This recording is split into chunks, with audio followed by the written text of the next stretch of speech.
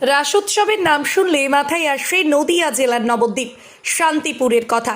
তবে পূর্ব বর্ধমান জেলার দাইহাটে রাস উৎসবও কোনো অংশে কম যায় না। দাইহাট এলাকায় জাঁকজমকভাবে রাস উৎসব পালিত হয়। বাংলার লোক উৎসব দাইহাটের রাসযাত্রা। এই রাস উৎসবকে কেন্দ্র করে জমজমাট দাইহাট শহর। এই রাস উৎসবের সূচনা প্রায় 350 বছরের পূর্বে। তবে সেই সময় পট পুজোর মাধ্যমে বিভিন্ন পূজা অনুষ্ঠিত হতো।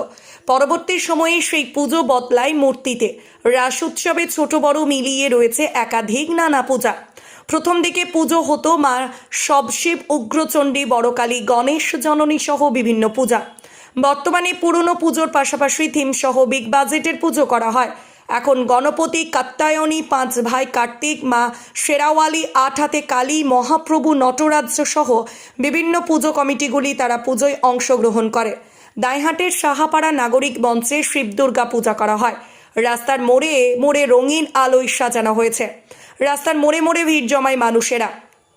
দাইহাটের ইন্দিরা স্মৃতি সংঘ পুজো মণ্ডপের থিম হলো জ্ঞানচক্র। শুক্রবার সন্ধ্যা থেকে রাত্রি পর্যন্ত পুজো মণ্ডপগুলোতে দর্শনার্থীদের লম্বা লাইন দেখা যায়। শনিবার সন্ধ্যায় চন্দননগরের আলো ও বিভিন্ন বাজনার সাহায্যে শোভাযাত্রা বের হয়। পুলিশ প্রশাসনের পক্ষ থেকে একটি সহায়তা কেন্দ্র করা হয়েছে। দাইহাটের বিভিন্ন রাস্তার মোড়ে সিসিটিভি ক্যামেরা লাগানো হয়েছে। রাস উৎসবকে কেন্দ্র করে কোনো অপ্রীতিকর ঘটনা না ঘটে তার জন্য মোতায়েন রয়েছে পুলিশ কর্মীরা। এই রাস উৎসবে মেতে উঠেছে দাইহাট ছাড়াও পার্শ্ববর্তী এলাকার মানুষেরা। দাইহাট থেকে রাহুল রায়ের রিপোর্ট, সোজা কথা নিউজ, পূর্ব বর্ধমান।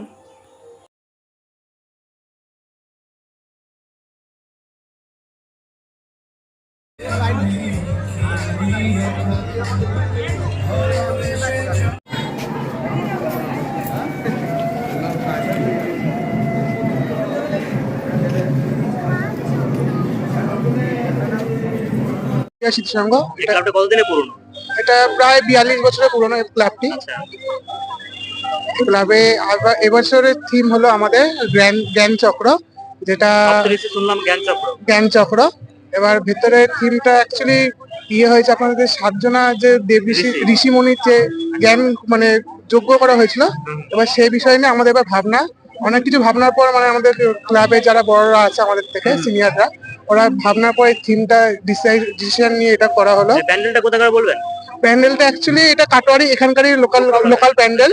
এবার ওখানকার থেকেই আর কি সুযোগ পাচ্ছে যাতে তাদের মানে শিল্পটা আরো উপরে ওঠে বা আরো ভালো হয়ে ওঠে, লোকেরা জানতে পারে যে প্রতিমাটা কি লোকালের? প্রতিমা লোকাল।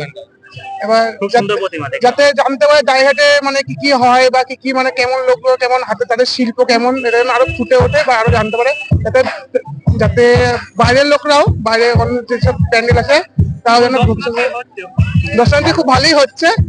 দেখতে পাচ্ছেন আপনারা, মানে কয়েক মানে আশা করছি এসবিআই পর্যন্ত স্টেটের মতো লাইন চলে গেছে।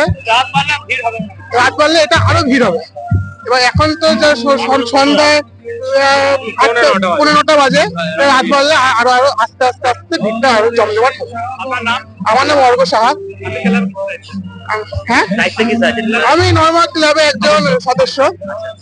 দেখতেই পাচ্ছেন জমজমাট তো এখন বিগত কয়েক বছর ধরে খুবই ভালো হচ্ছে। তো বহু পুরনো রাস, এটা আমাদের 300-350 বছর প্রায় হবে আমাদের।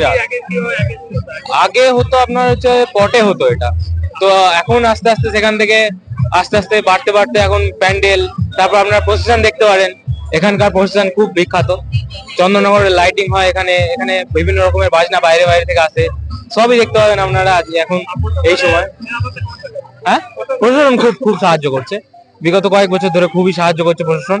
আমাদের দাইহাটের রাস, কার্তিক লড়াই থেকে শুরু করে সমস্ত কিছুতে প্রশাসন খুব সাহায্য করছে আমাদের। আমার নাম হচ্ছে যিশু বর্মন।